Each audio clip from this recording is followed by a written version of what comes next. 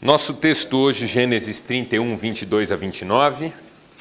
Nosso tema, identidade e coragem.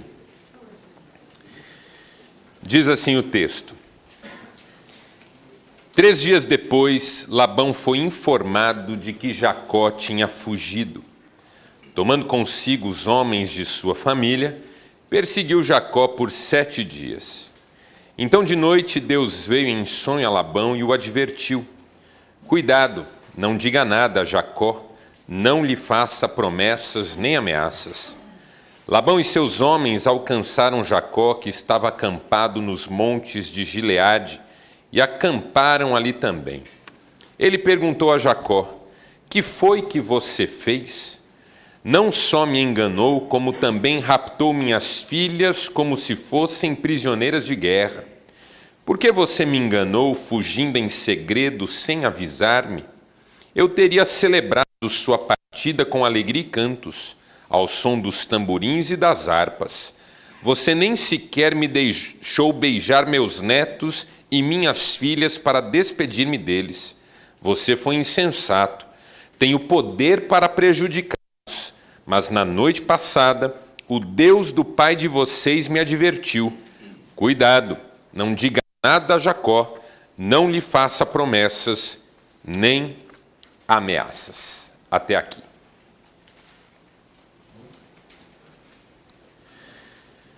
Em 2017, o jornal Meio Online publicou uma pesquisa feita na Inglaterra com mais de 2.000 pessoas. Uma pesquisa sobre relacionamentos entre homens e mulheres, no caso. E dentre os vários dados que a pesquisa revelou, esse foi um dos que mais chamaram a atenção. 1 em cada 10 casais acaba o relacionamento depois de uma viagem romântica. Não faça. Espero que não haja ninguém aqui que seja dono de agência de turismo. Se for, a gente tenta vender outras. O que essa pesquisa está nos dizendo? Na verdade, o problema não é a viagem em si, mas o peso da expectativa que é colocada sobre ela. O que essa pesquisa está dizendo é que muitos casais lançam mão de uma viagem romântica para tentar salvar um casamento, um relacionamento, um namoro, o que quer que seja. Ou seja, as coisas estão ruins aqui. Quem sabe se a gente for para um lugar paradisíaco? Quem sabe se a gente for para um lugar maravilhoso? Quem sabe se a gente passar uns dias sem a rotina, sem as coisas que estressam, sem aquilo que nos atrapalha, sem aquilo que nos coloca em situação de conflito, a gente volta com um relacionamento fortalecido. E a aposta do casal é em que o lugar e a experiência em si do lugar vão ter o efeito de sarar, de curar, de restaurar o relacionamento. E aí qual não é a surpresa? O casal vai, não termina lá porque é chato. Você vai terminar em Paris? Que tipo de idiota é você? Vai, volta, e aí quando volta, põe fim ao relacionamento. Por quê? Até porque a ideia que passa na cabeça é: se o nosso relacionamento não deu certo em Paris, não é em Cambé, né, Maurício? Que vai dar certo. Não é em Arapongas que vai dar certo, não é em Londrina que vai dar certo, não é em São Paulo que vai dar certo, não é no Rio de Janeiro que vai dar certo. Brincadeira à parte, o raciocínio até tem alguma lógica. Se cercados por tudo que há de bom, nós não conseguimos nos acertar em meio às lutas do dia a dia, aí que a gente não vai se acertar mesmo. Mas o equívoco está em achar que uma experiência de um lugar ideal pode salvar um relacionamento, quando na verdade os problemas que você tem no relacionamento onde você está, onde você vive, você leva para onde você vai. É isso que essa pesquisa está nos dizendo. Que as pessoas apostam que uma experiência maravilhosa vai reavivar um relacionamento. Mas o que elas descobrem na prática, na verdade, é que elas levam os problemas delas para onde elas vão. Mudam-se os ambientes, mudam-se os cenários, mudam-se os locais, muda a comida, muda a rotina, muda a língua, muda a atividade diária, mas os problemas continuam os mesmos porque eles vão com as pessoas, eles não são encontrados nos lugares. Ou seja, o que eu quero dizer com isso? Que a gente leva os nossos problemas para onde a gente vai, se não os enfrenta onde quer que a gente esteja. E isso significa, em um resumo ainda mais sintetizado, que a gente não consegue fugir dos nossos problemas. Ou nós os enfrentamos e resolvemos, ou eles vão conosco para onde nós formos. Não é possível fugir dos problemas. É isso que a pesquisa está nos ensinando. É isso que a história de Jacó nos ensina. Que não é possível fugir dos problemas. O que está acontecendo na vida de Jacó nesse momento da história? Um dia ele chega para suas esposas. É sensacional falar isso, né? Um dia ele chega para suas esposas e diz assim: o pai de vocês já não me trata mais com amabilidade. O pai de vocês já não é mais meu amigo. O pai de vocês já não me olha mais com a mesma complacência, a mesma condescendência de antes. O pai de vocês já não tem por mim sentimento favorável. Eu acho que o meu tempo aqui já deu. Ainda que eu tenha feito acordos com o pai de vocês, ainda que eu trabalhe para ele e ganhe parte do rebanho que eu cuido, ainda que nós tenhamos feito uma série de determinações, eu acho que está na hora de eu partir daqui. E eu quero levar vocês, e eu quero levar nossos filhos, mas se eu disser isso para ele, ele não vai deixar, porque ele nunca deixa eu ir embora, ele está sempre insistindo para eu ficar, ele está sempre dando um jeito de eu ficar, então se a gente for embora, a gente tem que ir escondido. E aí as mulheres topam, e Jacó no meio da noite organiza lá a bagunça e pega a estrada. E foge da propriedade de Labão. No dia seguinte, o Labão é informado de que Jacó, suas esposas, seus filhos, as concubinas, a tropa toda, fugiram. E o Labão fica realmente indignado e resolve perseguir Jacó e a família. E Jacó, nesse interim, consegue chegar com a sua família em Gileade. Por quê? Porque ele tem 2 mulheres, 2 concubinas e ele tem mais de uma dezena de filhos. Então não é uma viagem fácil de fazer. Você que tem 3 filhos, pensa em desistir da viagem quantas vezes durante a viagem? 180 vezes? Um amigo meu postou na rede social esses dias uma foto dele viajando de carro, a esposa e os 3 filhos dormindo atrás. Aí a inscrição, a legenda era: só quem viaja com a família sabe o valor dessa imagem. Todo mundo dormindo. Ninguém perguntando: já chegou? Vai demorar? Vai demorar? E agora? Vai demorar? Ninguém perguntando. Pensa o Jacó com 2 mulheres, mais 2 concubinas, mais uma tropa de criança viajando. Uma viagem lenta, uma viagem demorada, consegue chegar a Gileade, mas o Labão, que sai depois, alcança Jacó em Gileade.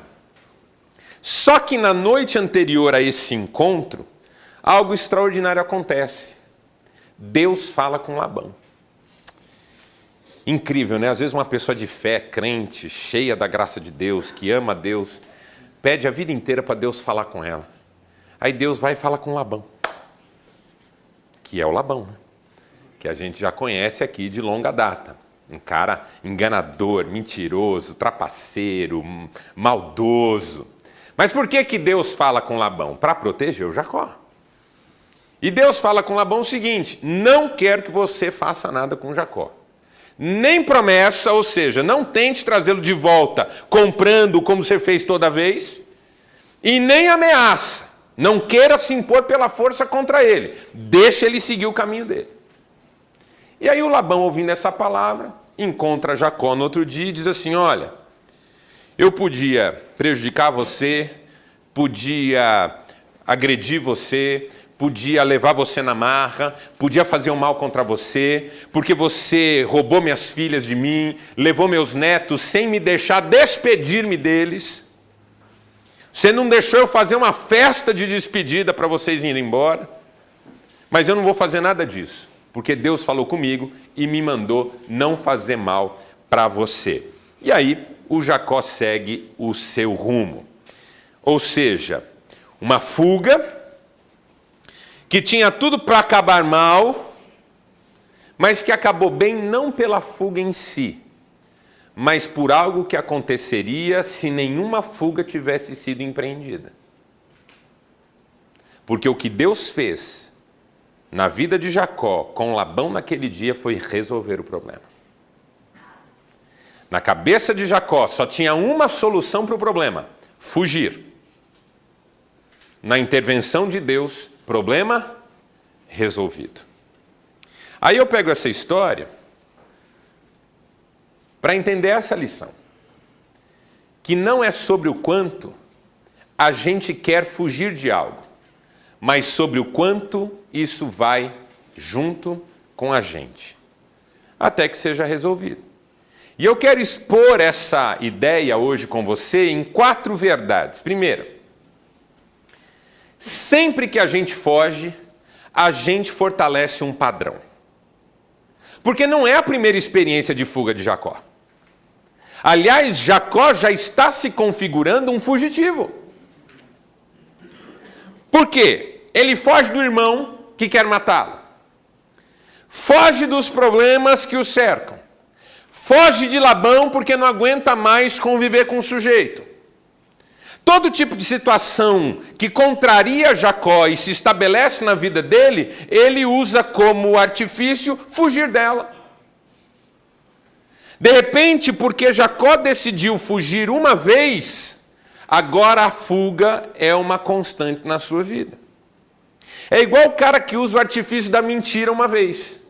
A partir daquele momento, se essa mentira se consolidar como estratégia de solução para aquele problema em si, ela também vai ser a ferramenta ao alcance da mão, a carta de manga para outros problemas que apareçam pelo caminho.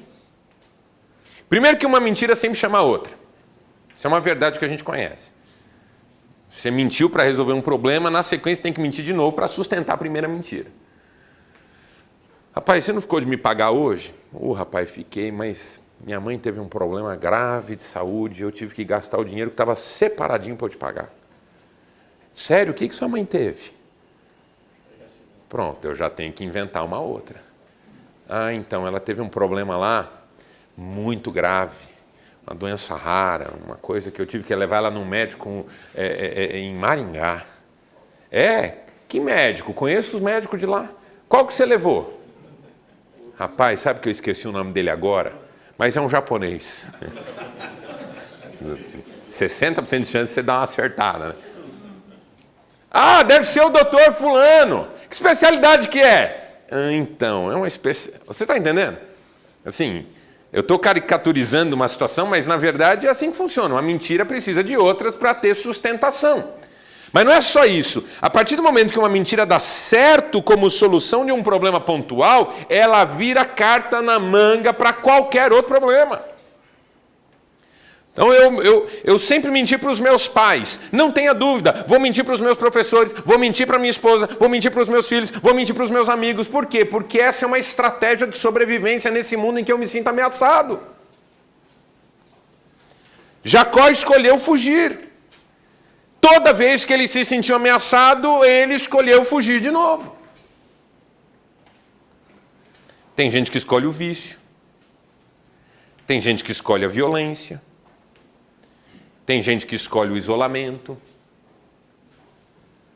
Tem gente que escolhe adoecer.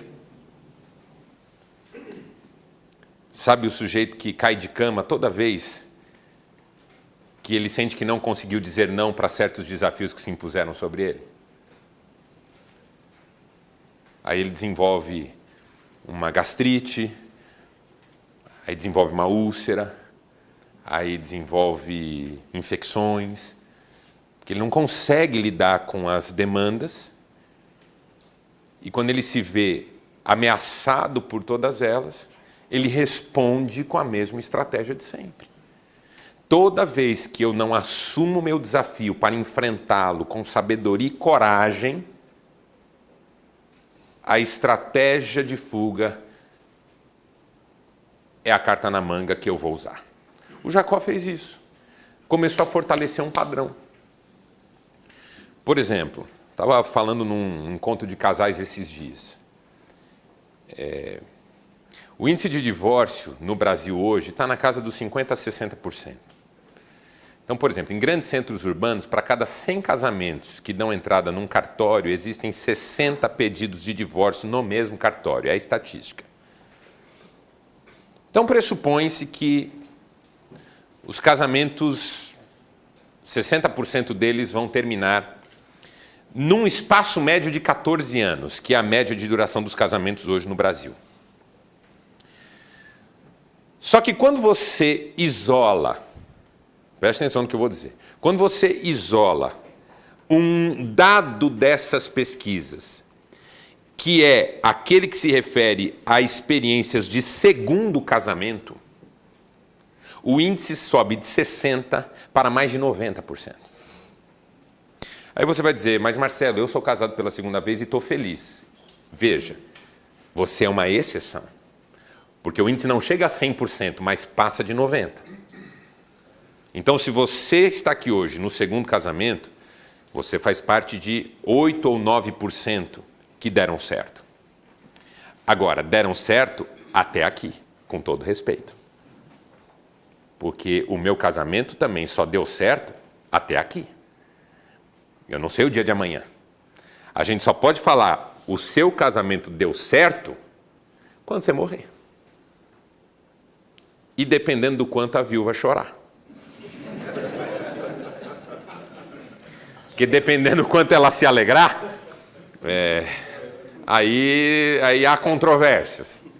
Mas brincadeira à parte, o que chama atenção?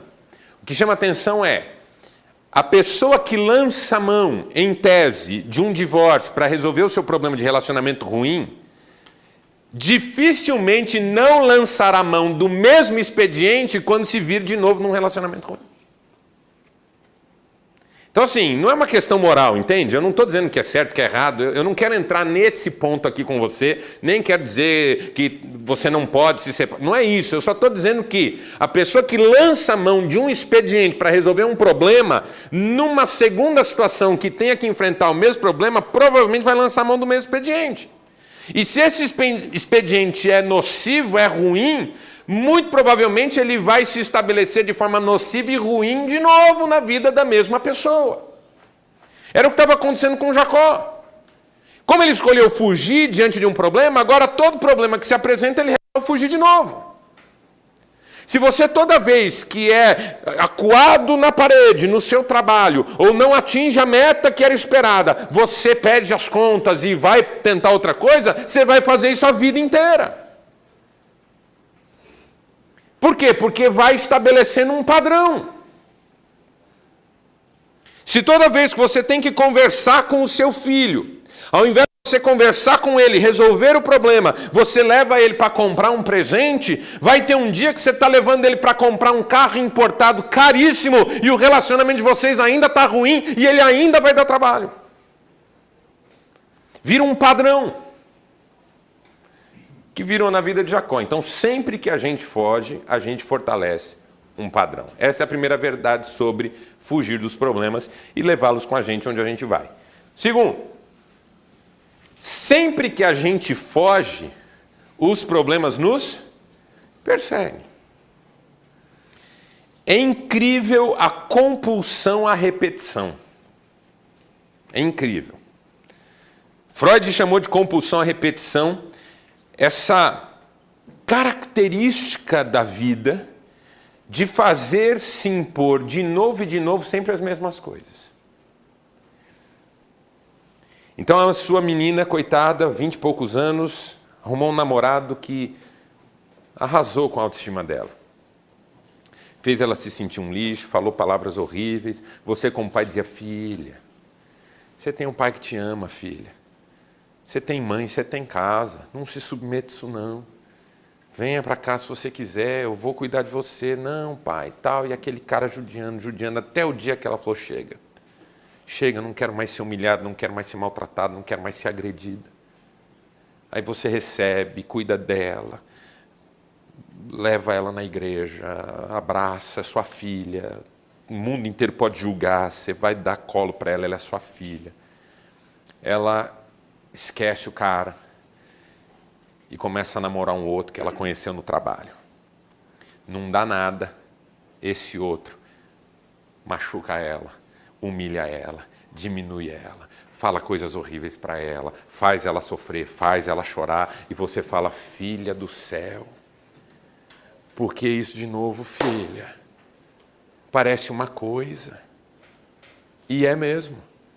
Compulsão à repetição, a pessoa sai de uma situação, mas lá na frente ela encontra a mesma situação de novo. Por quê? Porque ela fugiu de um, mas foi perseguido pelo mesmo na vida de outro. Você entende isso? É o cara que no trabalho tinha um chefe terrível, que fazia grosserias, humilhava, xingava. Aí ele fala, quer saber, não precisa disso, pede as contas, vai para outro lugar. No outro lugar o chefe xinga, humilha. E aí o sujeito fala, mas por que só comigo?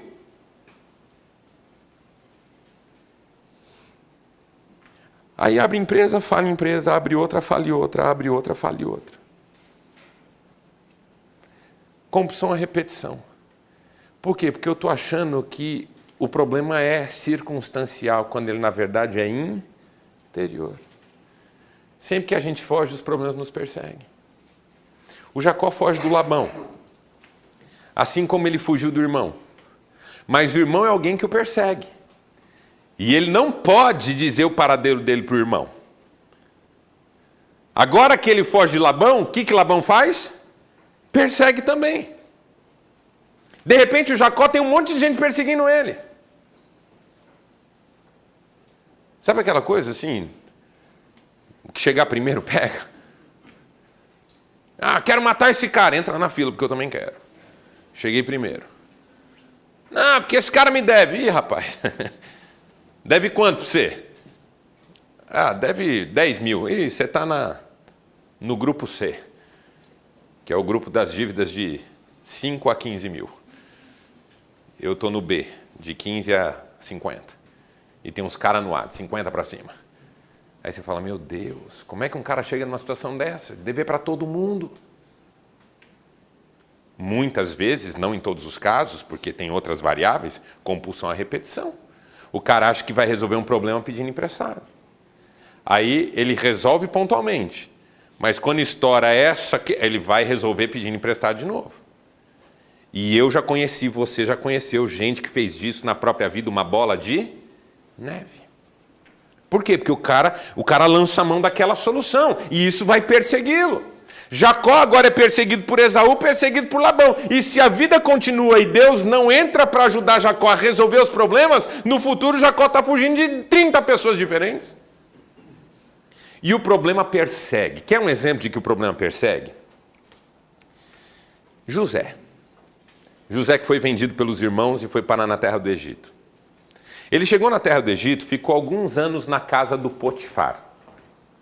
Da casa do Potifar ele foi para a cadeia por causa de um esquema lá com a mulher do Potifar.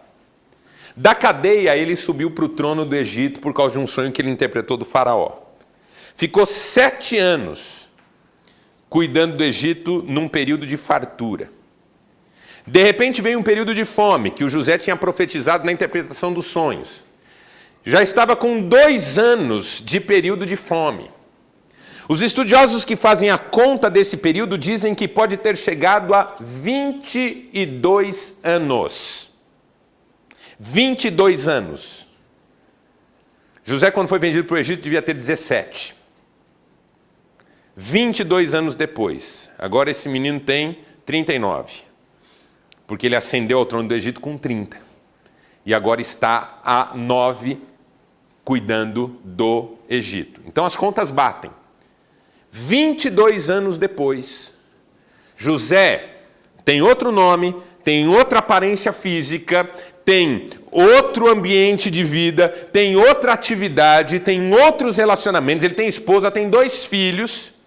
Um dia ele está sentado numa mesa, supervisionando toda a distribuição de alimento no Egito. Ele olha no horizonte, tem 10 caras vindo.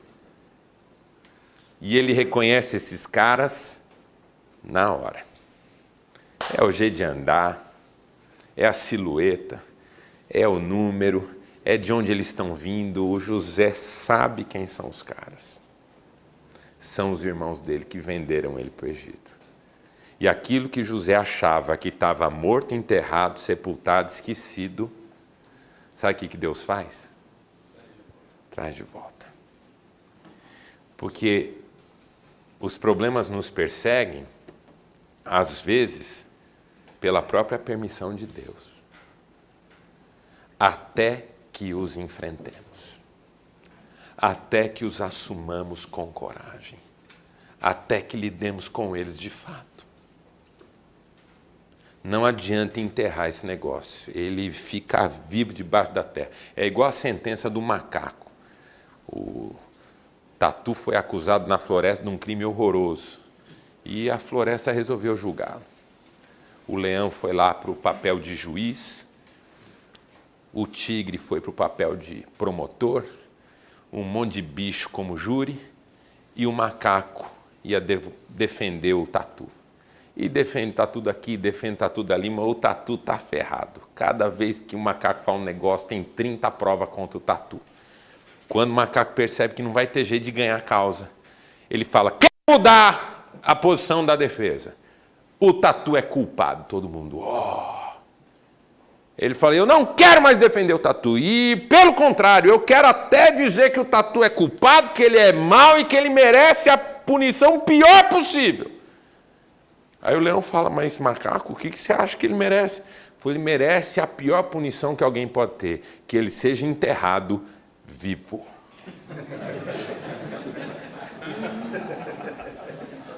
Essa piada só dá certo em auditório com uma idade média de 62 anos. Quando eu conto para jovem, não tem graça nenhuma.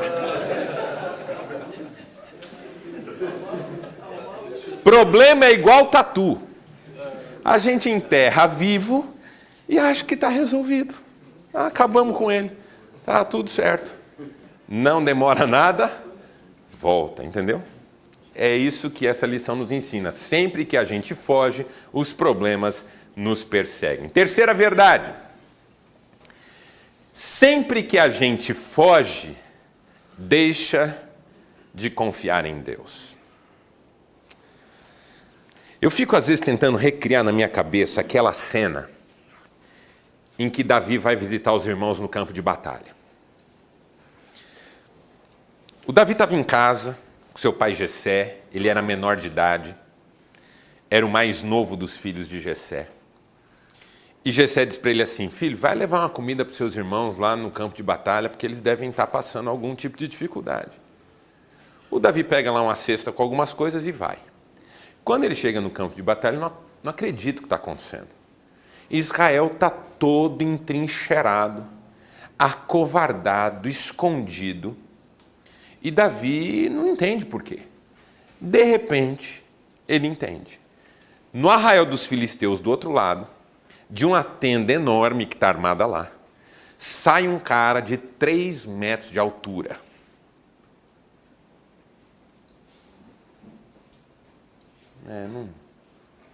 Não tem ninguém aqui com essa altura, não. Cadê o Marcelo? O Marcelo já não está mais aqui, não. O Marcelo tem quase isso. Desse tamanho, mais ou menos. 3 metros de altura. E ele estufa o peito. Um peito que deve ter quase 3 metros de largura. E fala assim: dê-me um homem que lute comigo. Se ele me vencer, os filisteus se rendem. Se eu o vencer, os israelitas se rendem.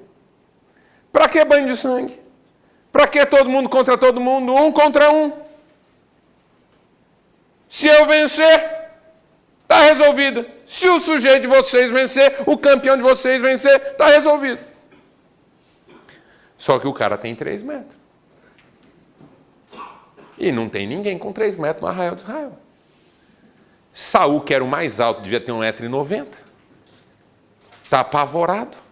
Ele passa pelas trincheiras dizendo: gente, alguém não pode enfrentar esse cara, não? Os caras: cara, você não pode ir lá, não? Ah, tô com uma dor hoje, rapaz.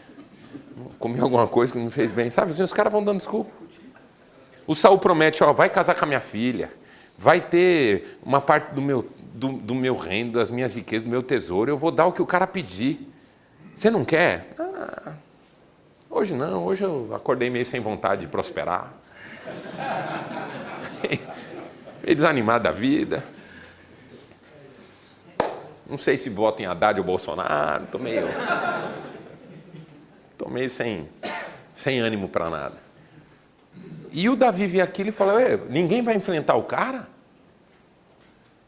Aí os irmãos dele falaram: vai embora para casa, você está maluco, vem aqui falar bobagem. Não. Ele falou: não, eu vou enfrentar ele. Cadê o rei? Chama o rei aí e fala que eu vou enfrentar ele. A hora que o rei fala: não, menino. Ô, menino, alguém chama a mãe desse menino aqui. O cara tem 3 metros. O Davi fala assim: ele tem 3 metros, mas eu tenho Deus. Parece uma loucura, mas Davi meteu uma pedra na cabeça do cara. Assim, na hora parece loucura, mas hoje a gente só conta essa história porque Davi se ofereceu. Ele não fugiu, como todos os outros estavam fazendo. Mas também não disse: eu dou conta, sozinho e por mim mesmo, como os demais queriam poder fazer para enfrentar aquele gigante. Ele disse isso: eu confio em Deus. Por isso eu não vou fugir. Não é porque o meu problema é pequeno. Não é porque eu sou forte o suficiente, mas porque eu confio em Deus. Eu vou conversar com a minha esposa hoje e jogar limpo com ela sobre o fracasso que está sendo o nosso relacionamento, não porque eu acho que ela vai entender, não porque eu acho que eu vou saber as melhores palavras, não porque eu acho que no final vai ser como se nada tivesse acontecido, mas porque eu confio em Deus. Eu vou sentar a ter essa conversa com meu filho, não porque ela vai ser prazerosa, não porque eu sei o que dizer para ele e responder as perguntas dele, não porque eu acho que a gente vai se abraçar e ficar bem como pai e filho na sequência, mas porque eu confio em Deus. Eu vou pôr a minha empresa em ordem e vou começar a atacar esse problema que até hoje eu estou deixando rolar, não porque eu sou o melhor gestor do mundo, não porque eu tenho todos os conhecimentos de administração, não porque eu tenho recursos para investir nas áreas de fragilidade, mas porque eu confio em Deus. Tem uma hora que eu tenho que olhar para o meu problema e falar assim: cara, eu vou te enfrentar não porque você é pequeno e não porque eu sou grande, mas porque eu confio em Deus. Ou eu te enfrento ou eu morro. Acho que essa é a questão. E o Jacó perdeu isso, sabe por quê? Porque quando ele foge... Do que o Jacó fugiu no final das contas? De nada. Sabe toda aquela trama que no final não significou nada? Porque o Jacó fugiu do Labão, para o Labão não prejudicá-lo. Mas o Labão não prejudicou, porque Deus falou com ele. Ô Marcelo aí, por que você não se manifestou, Marcelo? Eu estou procurando um cara do tamanho do Golias, e você quieto aí, escondido atrás. Vou te falar, viu? E fingiu que não era com ele. Do que eu estava falando? Da trama que não dá em nada. O Jacó fez toda uma confusão para, no final das contas, a solução do problema ser uma solução que prescindia da confusão que ele fez. Tipo Indiana Jones. Já assistiu Indiana Jones? Quem assistiu Indiana Jones e os Caçadores da Arca Perdida? É isso? Indiana Jones e os Caçadores da Arca Perdida. Qual que é o enredo do filme? Indiana Jones tentando evitar que os nazistas peguem a arca. No final, os nazistas pegam a arca, abrem a arca, olham para a arca e morrem todos por olharem para a arca. Se o Indiana Jones não existisse, os nazistas pegavam a arca, abriam a arca, olhavam para dentro da arca e morriam todos por terem olhado dentro da arca. Essa é a história do filme. O Indiana Jones é inútil. Se ele tivesse ficado em casa, tomando um vinho, comendo queijo, o fim da história era o mesmo. Tem uma ficcionada aqui que agora está chorando por dentro, falando: o cara acabou com o filme da minha vida. Mas Indiana Jones é isso.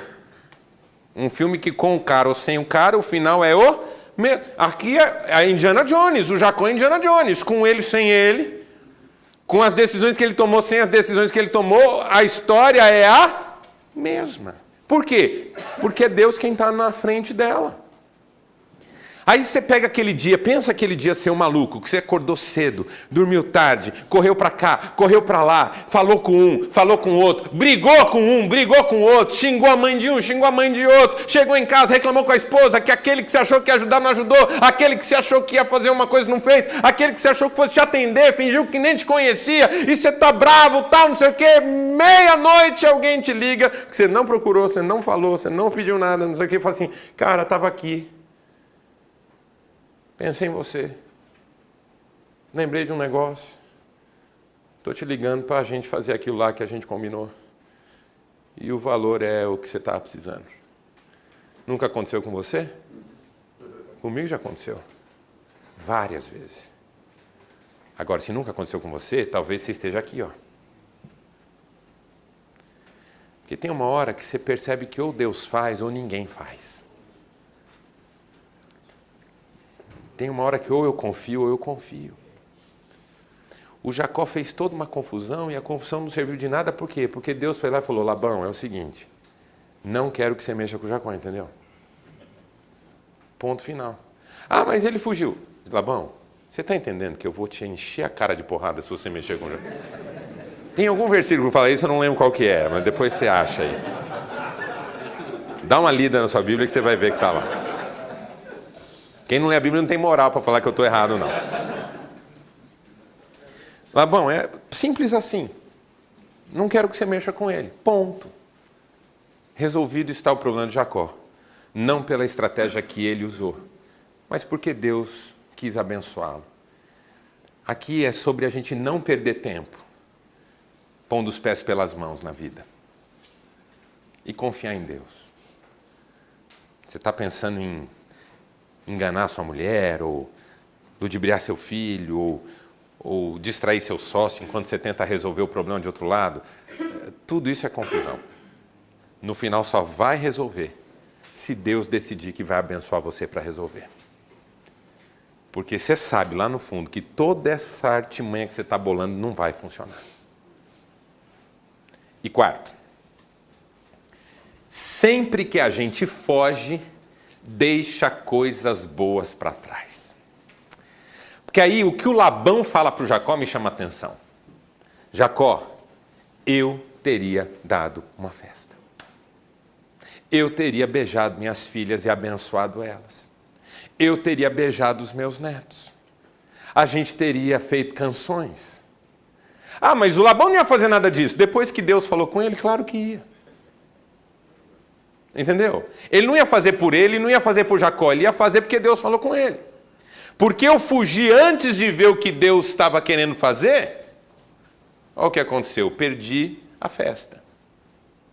Perdi a bênção, como a gente diz no contexto da igreja. Perdi a bênção. Puxa, porque rompi o relacionamento antes de tentar consertá-lo de fato, perdi tantas alegrias que me esperavam na sequência. Voltei para a estaca zero da vida e fiquei correndo atrás de repor uma coisa que até ontem eu tinha. Vamos falar a verdade? Quantas vezes na vida a gente corre atrás apenas de repor alguma coisa que a gente tinha? Alegria, saúde, tempo. Às vezes é disso que se trata o nosso hoje. Recuperar alguma coisa que ontem a gente tinha, mas hoje não tem mais. E perdeu não porque nos tomaram, mas porque a gente negligenciou. O Jacó, porque decidiu fugir, perdeu a festa. Perdeu o beijo do pai nas filhas, a bênção do pai sobre as filhas. Perdeu a oportunidade de ouvir canções bonitas, de abraçar pessoas amadas. Quando a gente foge, a gente perde a oportunidade. Quando a gente foge da nossa casa, se enfurna no trabalho, a gente perde coisas tão boas. Ver o filho dar o primeiro passo, ver o filho dizer as primeiras palavras, ver o filho ter o primeiro conflito amoroso. A gente não viu nada disso. Os homens são os que mais fogem. Com todo respeito a nós homens, mas nós somos os que mais fugimos. Perdemos tanta coisa boa. Perdemos tantas alegrias. Tantos privilégios. A gente foge de Deus, perde tanta oportunidade de experimentar milagre. Toda vez que eu fugi de Deus, eu fiquei por conta. Toda vez que eu confiei em Deus, eu experimentei milagre. O que você acha que eu lembro com carinho? Das vezes que eu fugi ou das vezes que eu confiei? Sempre que a gente foge, a gente está deixando uma coisa boa para trás, que lá na frente vai fazer falta. Desafios. Primeiro, enfrente seus problemas. Vamos enfrentar. Esse gigante aí não pode fazer o que ele está fazendo, não. Ele é maior que eu sou mais fraco que ele, mas eu confio em Deus. Converse e peça ajuda. Muita gente tem como principal característica de que está fugindo dos seus problemas o silêncio e o isolamento. Quando uma pessoa não quer falar sobre os seus problemas, não é porque ela é discreta, porque ela não quer pesar sobre ninguém, é porque ela está fugindo do assunto. E confie em Deus, que no final tudo vai dar certo. Quem sabe quem é, sabe que pode tentar fugir de tudo, menos de si mesmo. Então, se você não enfrentar, se você não conversar, se você não confiar em Deus, onde você for, você leva com você. Vamos ficar em pé e vamos orar.